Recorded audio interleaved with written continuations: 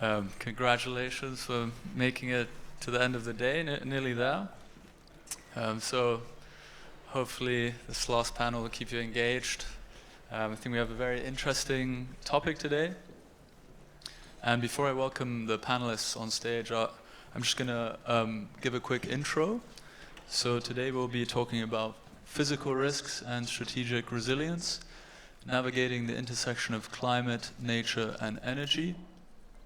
I'll quickly give a brief overview of the topic and then also a solution which could help or potentially help asset owners navigate some of the challenges we'll be talking about today. So what happens when climate extremes, ecological degradation, and volatile energy markets collide? For today's investors, they're no longer isolated risks. They're very much interconnected forces that are reshaping portfolios, regulations, and long-term value creation. And to show how interconnected these topics are, I'll quickly run through a series of causes and effects. So it's no secret that we're facing an increasing number of climate extremes, whether that's warming, heat waves, droughts, fires, flooding, hurricanes, etc. All of these things affect ecological degradation. So whether that's our land, our lakes, our oceans, forests, etc., but also our energy supply and demand. So these things go very much hand in hand. During a heat wave, demand goes up for cooling, and at the same time, with the drought during the heat wave, supply generally of things like hydropower will go down, so you have that sort of imbalance. Storms or freezing temperatures will have similar effects. They can affect gas pipelines or shipping routes for resources, solar output, wind turbines having to be shut down, and so these things then have multiple knock-on effects and feedback loops. So with the example of forest fires, there's then less carbon sequestration, a loss of biodiversity, which can also have knock-on effects to things like food chains. Pollution can affect our water quality and availability. And again, it's a series of chain reactions that are then hard to control. It also affects energy markets, so prices and scarcity of supply. These things can have their own knock-on effects, whether that's geopolitical tensions or even market failures. And these, of course, affect, and we're really getting to the fun bit, regulatory landscapes. And so whether that's incentivizing energy production again or efficiency, encouraging increased transparency and disclosure. But these all have cost burdens for producers and consumers, so they're very much things that need to be kept in mind. Similarly, this changes risk management for organizations. They need to understand and avoid these physical asset risks, circumvent the market volatility, and improve their financial planning. So ultimately, these 4 sections that I mentioned at the top have been reshaping the way we allocate capital, addressing such challenges, and slowly reflecting a shift to long-term value creation. This has been fostering more collaborative solutions, whether that's innovative products and partnerships, and enhanced sustainability and resilience. We've heard a lot about, for example, artificial intelligence today, but that has its own considerations. It can increase energy demand or water demand. So it's very much a moving target that you have to stay on top of. Nonetheless, this is fostering more strategic resilience, again a movement away from merely identifying risks to embedding them in business strategy. And lastly, hopefully leading to more future-proofing. So mitigating risks and really learning how to capitalize on the opportunities. So I just give a quick example of a collaborative solution. This is a geospatial analysis tool that we've been working on, and it combines things from multiple parties. So satellite images, these are open source images from the likes of NASA, etc. Then we're looking at real asset information, so the location of assets provided by asset owners or managers. And then lastly, risk information, which can be gathered from sources like United Nations Encore. And given this sort of information, you know, what type of asset it is, and exposure to certain risks, you can then create a score. It's difficult to do in monetary terms at the moment, and things like management capacity is not considered, but it really gives you an overview of potential risks, not only coming from the planet, so some of the climate extremes we spoke about before, but also the risks that you can have polluting or making risks worse, or leading to these risks becoming more material. So some of these considerations are affected communities. If you're in close proximity to deforestation, pollution, if you could cause pollution, water areas, biodiversity sensitive areas, or as mentioned, those climate extreme scenarios. So here's an example of it's a metals recycling plant from our portfolio. So here you can see the location of a small yellow dot, and you can see that it's in close proximity to a biodiversity sensitive area, the conservation area highlighted in green. And by zooming in and using the geospatial data, you can see that there's some metal mass left outside. And if this is not properly overseen, things like rain can then lead to nutrient runoff into the marine conservation area. So the type of action that we would take is to engage with the portfolio company or the manager and basically ensure that they have necessary processes in place to mitigate these risks. So this is really an example from looking at the impact, sort of negative impact or potential negative impact that a portfolio company could have on the environment. But it goes a lot further than that, and I think we will explore that in the panel today. So I'd like to welcome our panelists onto the stage. So if you want to take your seat.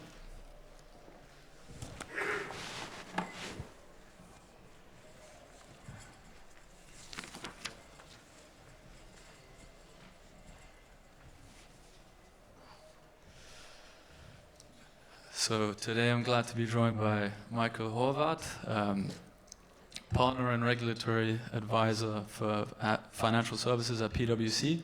So a large part of his role is related to sustainable finance, specifically regarding SFDR and the EU taxonomy for PwC Luxembourg.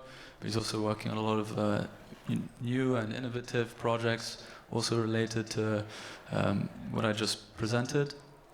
And he's been with PwC since 2011.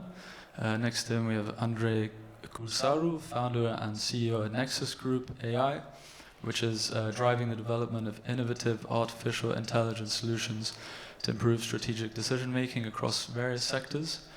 He also founded the Center for Youth and International Studies, a think tank that provides R&D on current and emerging threats, and is managing partner at Peace Tech Hub, a technology-driven solutions organization for peace building and conflict resolution. Then we have Christoph Freytag, senior advisor at Finance in Motion, which specializes in providing private investment solutions to help overcome climate change and social inequality in emerging markets. Before becoming senior advisor, he was managing director and helped transform Finance in Motion from an investment advisor to an impact asset manager. He also held previous roles at ProCredit and IPC. And then lastly, we have Vicki, Bakhshi, director and climate strategist at Columbia Threadneedle. Vicki is working on the implementation of net zero strategies for the asset management firm, as well as climate change stewardship and reporting and disclosure. Prior to her current role, she was at BMO, Carbon Limiting Technologies, the UK Sustainable Investment and Finance Association, and notably part of the Stern review team. So, yes, lots of experience and insights that will be gained today. So, I thought it would be interesting to pose a question to the whole panel, to introduce the topic and give a market overview of the players, and maybe also quite a controversial question about how valuable the regulations have been so far and to what extent they could potentially alienate players in the market. And I think it would be great to also highlight what kind of steps should be taken to encourage efficient action whilst maintaining that holistic overview of the cyclical influences of climate, nature, and energy. When we think of climate change versus challenges of electrification, or as I mentioned, artificial intelligence versus energy usage or water usage. So yeah, how do we bear those things in mind and move forward in an efficient manner? I know that's already a lot. I've spoken too much already, so I'll hand it over to you guys. So.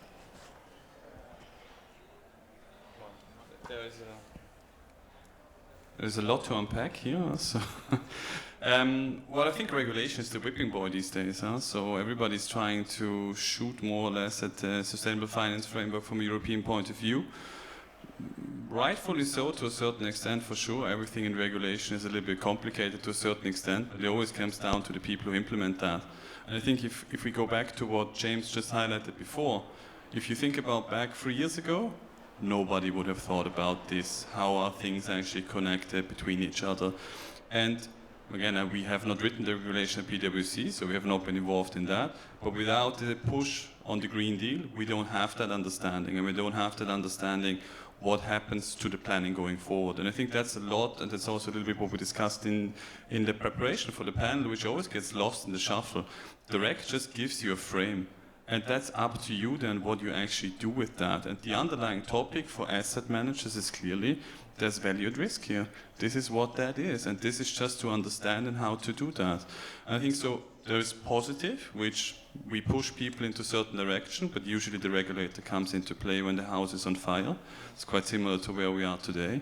On the negative, clearly, rules are complicated. The European Union specifically is not an easy animal. I mean, that's obvious. There are a lot of layers into that. But again, it's an inflection point now, and we heard it in the panel that was just in here before. The question now is, there's a little bit of headwinds.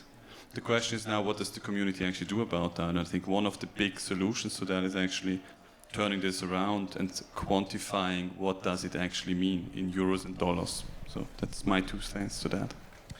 Yes, and also adding to this, first of all, good afternoon, everyone. It's such a pleasure to be part of this multidisciplinary panel. To add to Michael's points, we have regulations like CSRD and TNFD that have provided a really good baseline, also good transparency, to have corporates to start internalizing risks and to see them as externalities, such as biodiversity or also water loss. While this is very beneficial, it's not as easy for smaller players, also for innovators that are not able to absorb the compliance costs. So this actually may push them out to not move forward.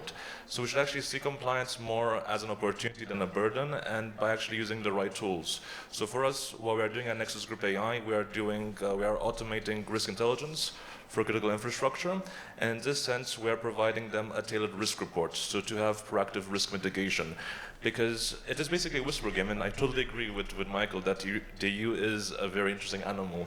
We have different regulations coming out, and what is actually understood from the international level to the national level to the critical entity or corporate level, many things can actually be lost, and how can you actually be compliant if you are a very small player on the market? So this is why you have to be able to automate the processes moving forward as well.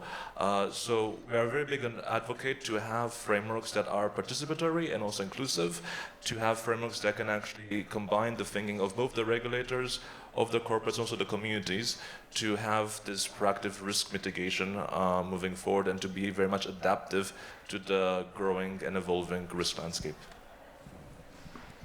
Yeah, I'm sharing this, thank you. I'm happy to be here. Thank you for the invitation. On your introduction, maybe just 2 points to add. I mean, it's a strange contradiction. We see this, we realize the effects of climate change and what's all knocking onto. I'm not sure everybody has sufficiently internalized what is happening on the biodiversity side. This planet has seen mass extinction of series, but never at the speed and the scale as is happening these days. It is absolutely frightening. And what is similarly frightening is the degree of neglect, denial, cognitive dissonance in our societies. I don't know how people manage to face this all out and to live on. And probably it created this class of crazy leaders who would try to sell to us that our life in cognitive dissonance can go on. It cannot. It's very clear. And my hope rests very much with the new generation. I mean, my children at least tell me very clearly the way forward and what to do, what not to do. We have to change the way we operate. Last week I learned a phrase. I have to share this with you. Mankind should be submitting itself to nature, but mankind submits nature to itself. That was Immanuel Kant 300 years ago. We still haven't learned, but it's all getting closer to us. It's this whole concept of not in my backyard doesn't work anymore. It's getting closer and closer and closer. We are all affected, which I think will lead to some changes. And I agree with you. The task now is to create opportunities. My criticism is regulation so far has not managed to create an environment where the benefits of this have become visible. I remember I remember BaFin, our regulator in Germany, taking off a conference 2019 about sustainability, and they said, kein Stein bleibt auf dem anderen, everything will be different in a couple of years, and that's how it came. And these days, Richard Branson, the head of BaFin, said, well, we haven't solved all too many problems with that, right? So there is a time to review taxonomy, sustainability regulation, which didn't create a universe of investable green products, also with reliability as well, that scared away the players to issue such kind of products. The CSRD, a good idea, but why embark on bureaucracy? Why additional cost, etc.? Again, that's of negativity. Especially in Germany, I think we have come a lot with additional costs, with additional requirements. We have insufficiently offered positive financial incentives for those who, when we are talking about impact, that means intentional, additional, positive external effects for people and planet. That needs to be rewarded better. And then I think we'll see a lot of money flowing in that direction. Thanks, good to be here. I mean, we're a large global asset manager. We have a whole team of people whose job it is to understand long-term macro sustainability trends and figure out what those mean for the companies we invest in within our research function. And do they need disclosure? Yes, they need good quality disclosure on financially material issues, and that's what these regulations aimed for. They also have delivered an awful lot more than just that disclosure that investors need. They're very broad. And having worked in government in my past, policymakers don't always get it right, shock. If we hadn't started the process of introducing more disclosure regulation, we would be nowhere now. Maybe you have to start something off, you have to try it out, and then you have to have the courage to say, maybe we didn't get it quite right first time, and maybe we're going to revise that down. I think we would really keen to see continued disclosure. I think there can be streamlining, there can be more focus on what's material, and that there can be more recognition of the cost that's had.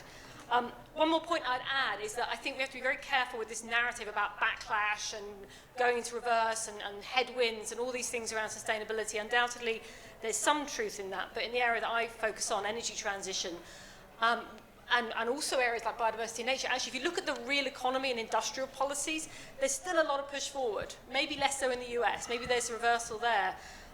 There's an interesting report by PRI, an inevitable policy response I'd really recommend to anyone interested in that. They track every single policy development around energy transition, and the last report over the last 2 quarters tracked 165 policies that are new, all pushing forward on energy transition. So there's still momentum, and even in the US, the Inflation Reduction Act hasn't been scrapped, the Biden-era climate legislation.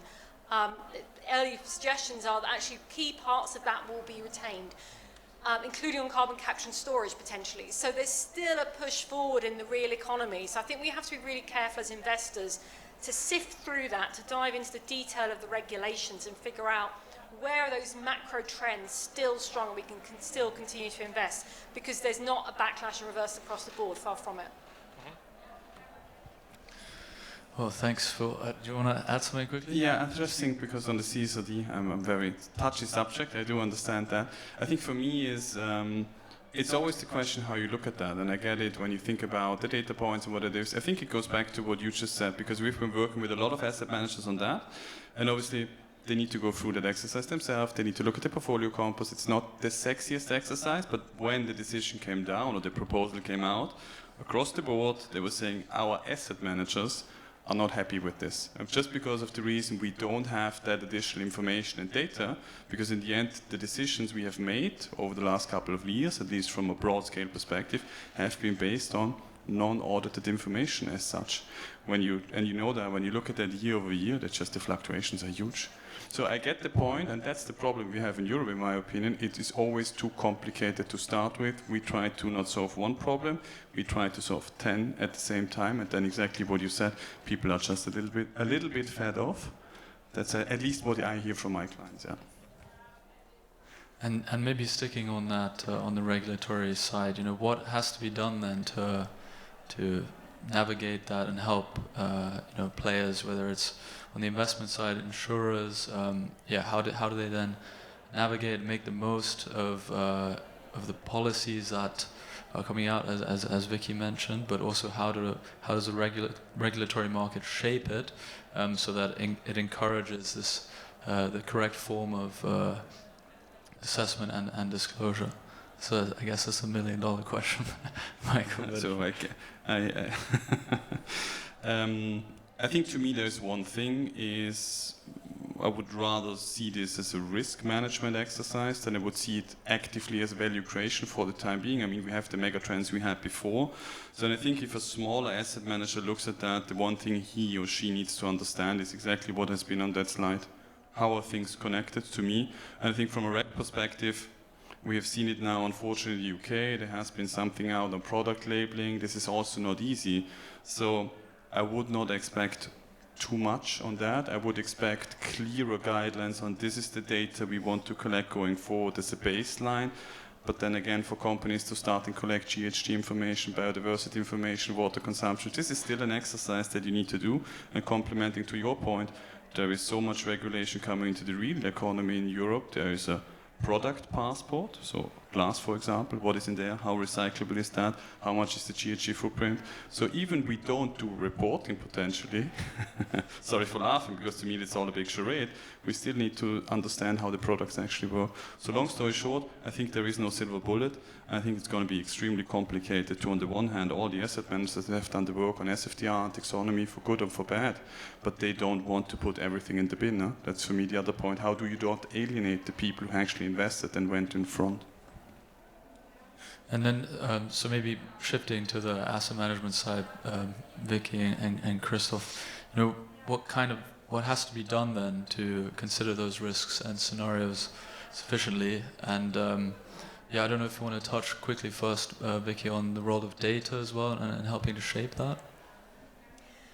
Yeah, the thing with data is you've got to think, what's that data for? And I think if you look at the asset management industry, up until now, a lot, or in fact, right still now, a lot of the data used by asset managers is used in order to kind of monitor at a portfolio level and report at a portfolio level, because that's the pressure we've been getting. Our clients coming in saying, well, how does my portfolio rate on nature or climate or biodiversity? What are the numbers? Give me the metrics so that I can compare you with other managers. So that data exists. Is that data investment relevant? Not really. It's something we can use. I think we see that kind of top-down data sort of ranking companies on whether it be emissions, whether it be water, whatever it is. That can help us pinpoint and hotspot problems, but it can't feed through into valuations. So what we're doing more of now, and in that research function we've got, is to look more bottom-up. So very similar to what you were talking about at the beginning of this, thinking, okay, when we look across our portfolios, what are the main specific risks that face specific sectors or companies in specific regions? Let's deep dive into those. We can't do everything. and let's use the right data points to really identify and pinpoint those and see where companies are exposed. So to give an example of that, something that we are doing at the moment is looking at the impacts of climate change in nature, mitigated through water, and the impacts on agricultural commodities. So to do that, we've looked around and we've found the WWF water filter as a very effective mechanism, and then we combine that with the kind of geospatial data to see what commodities are likely to be affected and how. Another one we looked at was in the US, looking at the impact on the real estate sector of extremes of weather, and in particular insurability, coming back to the insurance sector. So we know that some parts of the US, you can't insure a house anymore unless you use state insurance. That has implications for the property prices, it has implications for actually the fiscal situation in certain US states, and we know that that's only going to progress over time as wildfires and so on progress. So we've used US government data on extremes of weather, we've compared that with exposure of certain real estate companies, and then we've been able to map the exposure of these REITs in the US market to extremes of weather. So we're really having to hunt around for data points. I was talking to my biodiversity colleague who said he scans through academic papers. You know, we're scraping this data from different places because that's the only way we can get to an answer that's actually relevant to valuations and a real assessment of risk. Yeah, Christoph, also interested to hear your thoughts, maybe also from the advisory perspective and how that can influence things. Well, yeah, Finance in Motion for many years was an investment advisor. Now, asset manager, we have been we're a bit more specialized. We do only impact investing, only emerging markets, only private markets, mostly private debt. So we are in areas where data is much more difficult to gather. So we have extensive diligence both on the ESG side, but also then on the impact side, both as far as equally interesting, do no harm, and to define right sets of data to measure impact in an appropriate way. Good, and our investors, 1/3 of our investment base is public, so we deal with the requirements of investors like the European Union or the German Minister for Economic Cooperation. They are quite high, these requirements, I can tell you. So in a way it has, for many, many years already, forced us to build capacity in due diligence and both ESG and impact reporting. We develop proprietary softwares. We have partnered with consultants to develop solutions. We are coming out with a new indicator for biodiversity, a problem which has been haunting us. The concept is too complicated now, but broadly what we will be doing is looking at the number of species per certain area over time and trying to assess that by measuring the negative effects and the reduction of negative effects that spur biodiversity loss. So that's what we're doing as a kind of medium-sized asset manager with our means. It's a lot. It's very contrary to the current trend of slashing the fees for asset managers. It's not easy because all of this what we're doing are investments. It costs. So we do need to advocate the case and educate investors that might be expecting decent returns, but that these services also have a cost. If I can add my 2 cents on data, so I think this is very much something that is a big pain point to have current traditional risk management standards, because data is very decentralized and we want to have a harmonized system that is able to provide actionable insights towards the risk manager. The risk landscape is constantly changing, and the question comes now, how can we adapt as critical entities? We have climate shocks to energy volatility to different natural disasters, and we should actually try to move away from thinking in silos to have a more systemic thinking. So for us, what we've done at Nexus Group AI, we have this one platform that is able to integrate these insights, and what we're trying to pioneer is the human-in-the-loop principle. Do you guys know what's the human in the loop? No. So basically we have partnered, okay, cool. So we've partnered with different academias and also different risk institutes to label manually first the different risks, to say what is a good quality risk, what is not a good quality risk. We've been doing it since 2020 and we've been doing it manually. But now we've trained our own model to feed itself. So we basically have automatic data scrapers to bring this data, but we're not taking it for granted because many of our competitors, they've been training everything in a black box. They've been doing it automatically from the get-go, not integrating the human from the very beginning. So for us, we are always mapping new types of risks. We've not had things such as AI disinformation back in 2020 as prevalent in terms of hybrid warfare. So there are different types of risks that are always coming in. So this is where we have to have the human from the very beginning, but we also have to embrace automation to move away from traditional risk management, which can take weeks, even months, and we have to be more adaptive to shrink that to even a couple of hours to be able to be proactive rather than reactive. Yeah, and it would be great to go into that more, and yeah, if you could highlight how artificial intelligence as well can help shape things like decision making and yeah, other emerging solutions to help address those challenges we've raised during this discussion.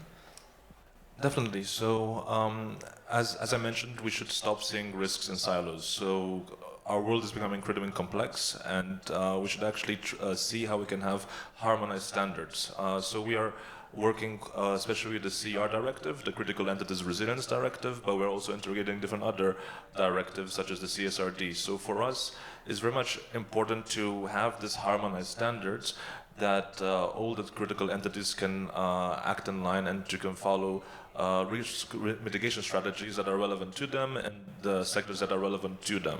So for us, we are providing this harmonized platform, which is helping the risk manager to proactively identify, analyze, and also to have tailored reports. We are basically mapping the different directives. You can imagine a tree of the CR directive and different types of branches with related directives as well. So we are building regulatory sandboxes, which is basically providing mitigation strategies that are relevant for you with the risks to different sectors, but also that you are in line with these directives as well for you to not face the risk of non-compliance. So we are both very much tailored to big corporates, but also to smaller players on the market as well. And very much we are trying to have a very much an inclusive framework as we're moving forward. As we go forward, we're now focusing on open source intelligence in terms of media articles, scholarly articles. We've been doing that since 2020, but the next stage is for us to do encrypted intelligence. For us, we want to be able to be even more tailored for our customer base. And in the future, we also want to be predictive. So we'll be doing digital twinning. So this is basically where we'll be doing different types of scenarios to provide forecasting for us to prepare for the risks of tomorrow with the intelligence of today. Very interesting, and I think it's also great to have a panel where you could think of already the kinds of collaboration that could take place. You know, whether it's Michael advising on the regulatory side or looking at using certain innovative solutions from the bottom up. So I thought it'd be interesting to pose another open question to the panel. In what ways collaboration between financial institutions, regulators, also environmental organizations or governments, or looking more into technology, and how they can enhance understanding of this overall landscape. Yeah, I can come in on that one. If we think about physical climate risk as an example, there's a whole universe of scientists out there and experts working on that, and we need to be able to leverage that in an efficient way as an asset management community to understand how to integrate physical risk into our portfolios. And asset managers are not generally very good at collaborating with academics. They're two different worlds. Something that's been working really well in the UK is that our financial regulators set up something called the Climate Financial Risk Forum. That's been going maybe 2 or 3 years now. And that's a series of reports, and most recently one on adaptation and resilience, which brings together asset managers, asset owners, banks, service providers, but also academics. So University of Oxford and Leeds, and the UK's Met Office, which has got a lot of the sort of leading UK and global climate scientists in it. I'd really recommend the report. It sort of sets out the landscape on trying as an investor to integrate considerations of adaptation and resilience into portfolios. It talks about climate risk scenarios, physical scenarios, how we should think about those. It has a link to a catalogue of hazard data, so exactly the kind of data we've just been talking about. And also it has a number of case studies of how those kind of institutions have actually used that in practice. So that forum is a great example of the collaboration we need more of. And I know that my colleagues who are involved in that learn a lot just through the process of being in those working groups and hearing different voices, and not just asset managers talking to other asset managers, but going outside of that community to really learn how we should be thinking about these things. I fully agree that I think there's no shortage of information and help. We have similar initiatives in Germany, but there's also the PRI and the GIN, the Impact Investing Network, and other platforms, associations that provide help. I really think that the tools, the information is at hand. What the shortage is to act on it. That is the problem that we need. And that has a lot to do with the cognitive dissonance of many individuals. And I think it has to do also with our governments providing more positive stimuli. You mentioned the Inflation Reduction Act, which was a massive program for subsidizing renewables. Suddenly you see wind parks in Texas. Who would have thought about that a couple of years ago? And that's more of the kind of politics which we need also in Germany to get things going. And then, then you also, it's all going to be much more joyful, because in fact, impact investing with positive external social environmental effects, if you ask an investor about it, they love it. Why not? I receive my return, and on top of that, I'm doing good for people and planet. How great is that? And by the way, my customers also want it, especially the younger ones. So that's the way forward. We need to create a much more positive environment and act on this. The knowledge, the tools, the system, the solutions in terms of energy. We also know what to do in order to protect biodiversity, to stop damaging nature, to conserve nature. We know what we have to do. We just need to get our acts together.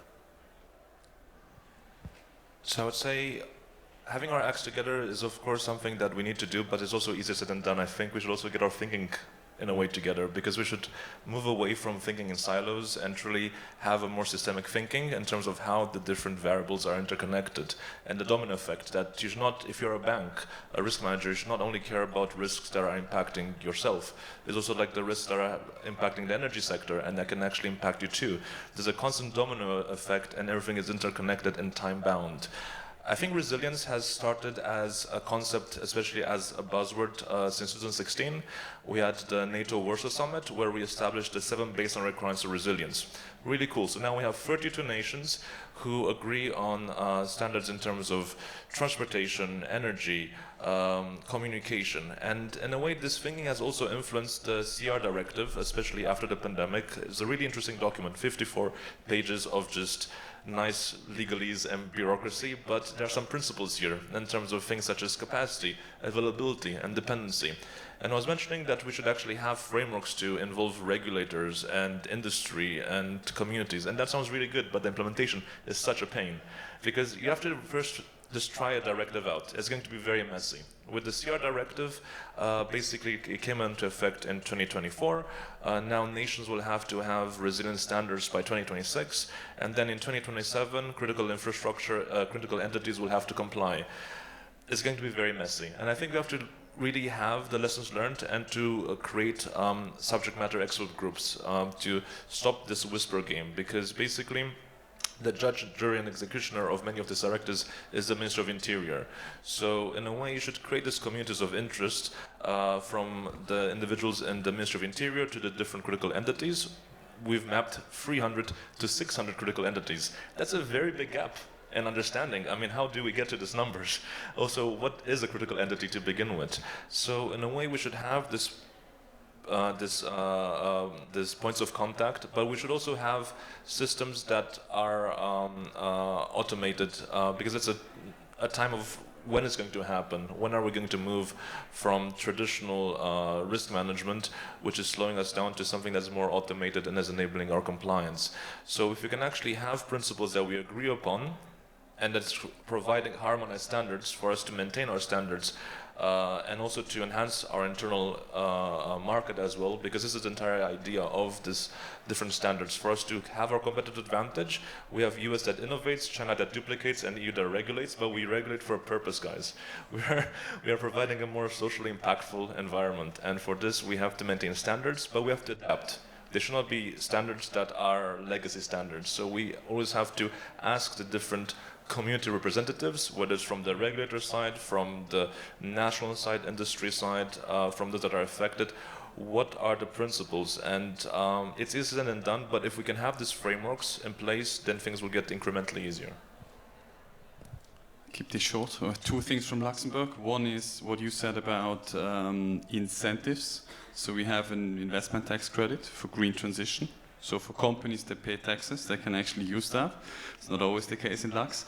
Number two is for us as a firm, as PwC in Luxembourg, we had at the beginning of our last financial year, 1st of July, we had the ambition to say, you know, where's the road to 2030 at least going for Luxembourg? And what we have established is we have different event series where we have academia meets industry, where we actually try to bring together the scientists with the business to understand what works, what doesn't work, and then we also try to put together the financing part, which is the banks, the insurance companies, and the asset managers with the operating companies, because the gap in communication is so big, and those are events that we run year-round just to foster a little bit the, I would say, the collaboration also to society, who we don't have other regulators. They're quite shy about that, because whenever you say something publicly, you know you're going to be held accountable to that. But I think that's exactly what you said. This is bringing this together and sharing the expertise and the experience, because otherwise we never get to an appropriate level in this. Well, lots to take away. I think we have around 10 minutes left, so it would be great to open up to the audience. I already see one hand up.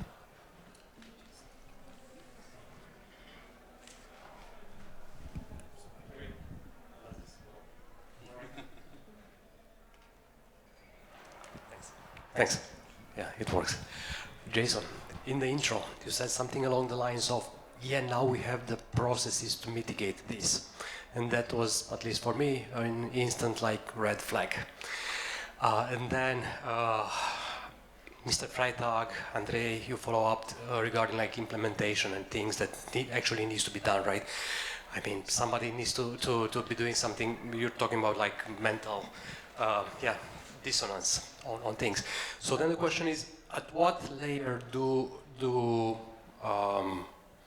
data and strategy and everything result in action? Where do you see opportunities to actually speed things up? It's probably not going to be regulation. It's probably not going to be finance. So where do you see like mechanisms, opportunities, layers where things can eventually happen quicker? May I jump into it? Cool. So I think now this is like the process. So you are collecting a lot of data. You're trying to harmonize it. You're providing a picture towards the risk manager, and you want to have strategies that are dynamic, that have a good shelf life, that are not just legacy strategies that are not actionable. So in a way, the next stage is the capacity building.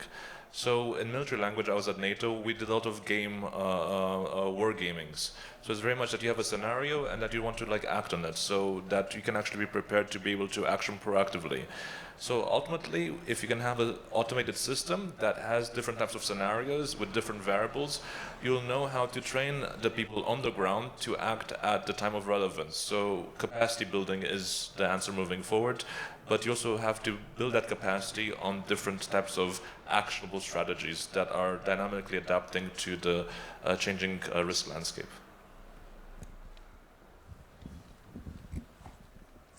Lost my mic. I'd say two things in response to that. First, I'd say traditional ESG has been a lot about the risk side of things. I think if you're talking about actually changing things and moving capital, you have to think about the opportunity side of things. So that's one thing that we are doing, is we're looking at macro trends which we think are sustainable, even if regulation wobbles, and saying, oh, we think these are strong trends and we think these are the companies we can identify that play into those and shifting capital. So the more investors who do that, the more you will start to see actual capital move rather than pure disclosure. The second thing I'd say is I used to work in government in the UK. Governments really do listen to investors. The voice is very loud, and I think they can get, obviously governments get a lot of lobbying, and perhaps at the moment there's a lot of corporate lobbying which might not necessarily be very positive around net zero, around sustainability reporting. It's very important investors stay engage with policymakers, and we are very clear about the kind of things that we as investors need in order to continue to be able to analyse those risks and opportunities and allocate capital. So we're involved in sort of various groups to try to make sure that that happens and make sure government policymakers really understand what investors need in order to be able to invest in things like the energy transition. I tend to agree. I also think that finance can be quite a powerful force for good on what we are promoting here. We do see more and more asset managers, insurance companies moving in this direction, very clearly leading insurers. Years ago, the reinsurers actually started this process, but today also the insurers are very clear about what they will not insure anymore going forward, what will not be insured, will not be financed, what will not be financed, will not exist going forward, independent from regulation. So I see that very clearly coming. On the other side, ESG, there might be an issue, a backlash, maybe even a need for refinement. But on impact, actually, I think it's still cool. I do think that the strategies to intentionally, with additionality, create positive social, environmental effects, that's growing. There's continuous interest. There are large asset managers, asset owners that set strategies, limits, up to 10% of our assets in impact, and they move in that direction. So I see that happening, definitely. Maybe in the Netherlands, the Scandinavians, in the UK, a bit quicker than in Germany. I don't know about Austria. But there are some organizations, some markets that clearly show the way here in Europe. I think there's not really something to add. I think what we do see now is that the field is separating on ESG or impact investing. I think that's what we see. And I think once, and you see this specifically in the private space, asset managers have challenges returning money. So once we're actually seeing qualification and quantification of the risk materializing from an ESG perspective, this goes from there's a side car to everything else into this is core, because it's just good business, and I think that's what it is, and it has something to do with what you said in the beginning. It's just about understanding. And again, sorry for that, it's a nice slide, I will copy that one. It goes back to the first slide. Talk to people in risk, talk to people in investment management, how many people can actually tell you from A to Z the implications it has. And we don't talk about quantification, we're just talking about dependencies. And I think that's important just to understand as well. Data, all good and fine. If you don't understand how things are connected, the data cannot help you. Any other question, Angelica? I have one question. Where do you see AI as having the biggest impact coming into the intersection of the three elements? Well, data is yours, huh? I think that's given to me. Okay, thank you. So I think it's very much part of automation. It's not a question of if, but when we're going to integrate AI in our risk management workflow. So currently we have the traditional risk management, which is basically you have the risk analysts having their own models, and we have a decentralized and fragmented data from different data brokers that are analyzing different types of risks. So for us, it's very much that I was mentioning the human in the loop, that you do want to integrate the scraping of data from the very beginning and to have subject matter experts. That's very much as part of the framework of inclusion. So we want to broaden the pool and to not only have our own think tank, but to also have other institutions that can be representative of the diversity that we have in Europe. But we want to automate that by being able to proactively identify, analyze, and also to govern the risks. So it's very much, it's not possible for us as humans to be able to be aware 24/7 of everything. So for us, by having an automated data scraper that is able to collect the data and to interpret the data and then to visualize the data, that's where AI comes into play. So for us, we want to have a melange between that the human should be part of the data selection or put the parameters of what is a good risk, what is a bad risk, so that we don't alienate humans at all, so we can be adaptive. But when it comes to the continued collection or the automation, and of course the interpretation or the sourcing of the data and the visualization of the data, that's where you have the AI. So at the interpretation part, and the collection part where AI can come into place to be able to automate the workflow, to be able to be more proactive with risk management. Maybe just to complement on that, for me there is another side to the coin as always to that. So if you look at how much data centers we need for what we're using from an AI perspective, I think it's from a sustainability point of view quite a touchy subject. Appreciating obviously all of the big Americans are now water positive. again, which proves the point, this is about business, because they would not be water positive if they would not depend on the data centers on water. So it's just a full circle. So I think that's the one point I would say to that. The second point is clearly when we do that with clients, you have a lot in investment research in the beginning, just to try to simplify processes, and you have a lot of clearly on the reporting side, just to try to scrape it out. Then again, there is one big question mark on that. How does it actually work with sustainability? Same as you have with crypto and all the other things. Yeah, I think to be a bit modest here, at least those who are a little bit older remember how IT came in our world and how it started to help our organizations to manage their things. No? And you may remember that IT basically came our way to support certain processes or workplaces even only. So as a result of this, data these days is very much fragmented and sits in different silos. And what we need really is this integration now, which is why we are all on a journey to learn to organize our data in a different way, to have a completely new data governance, new data architecture. Once that is in place, I think you can put the machine on top of this and start doing really cool things. But I don't see us quite yet there. I think it will take a bit more time. In the meantime, I feel that we've tried it out. In the meantime, AI is telling us interesting things, but it's basically telling us things that that are known already somewhere out there. For risk management, you want to understand something about the things you do not know, right? The essential risk, not the existential risks are those that bite. And but I'm kind of optimistic, confident that if we do our homeworks on data governance, data architecture, then we'll see good use cases for AI. Yeah, I mean, there's two levels to this. There's what, as an investor, we can do with AI, and there's what our investee companies can do with it. I'll leave the second because that's just too big. On the first, there's the kind of quantitative data that we can get that you've already spoken to. But when we look at a company, what are we interested in on a trend? We're interested in risk exposure, which is quite quantitative, and we're interested in how well they're managing that risk, the management quality, and that's quite qualitative information. So we have a set of expectations on different topics to say, how well do we think a company is managing this type of risk? So for example, what about their transition planning? What does that look like? And we're looking at AI, and we're finding that can be quite a manual process to gather that information, looking through sustainability reports and trying to figure it out. It can help us to get a good oversight of that qualitative question. How good is this management quality? What's in place? What targets? What strategies? What information is there? Always needs the check. It always needs the human touch, but it can help to make that research process more tractable. Any last questions? Okay, so maybe just before we finish, I thought it'd be interesting to go around quickly to provide the audience with maybe 1-2 sentences on the main takeaways today, and try to summarize the key thoughts. Do you want to kick off, Michael? Absolutely. I think we're in Austria, so Peter Drucker is a good Austrian. What does not get measured does not get managed. With this small caveat, we need to know what we're actually measuring. So that's the small caveat we have. My takeaways, the future of risk intelligence is proactive, predictive, and planetary. We should stop thinking in silos, think cross-sectorally, and be adaptive for the risks of tomorrow. Mankind is super successful in creating social institutions and solutions to solve this problem. Let's go.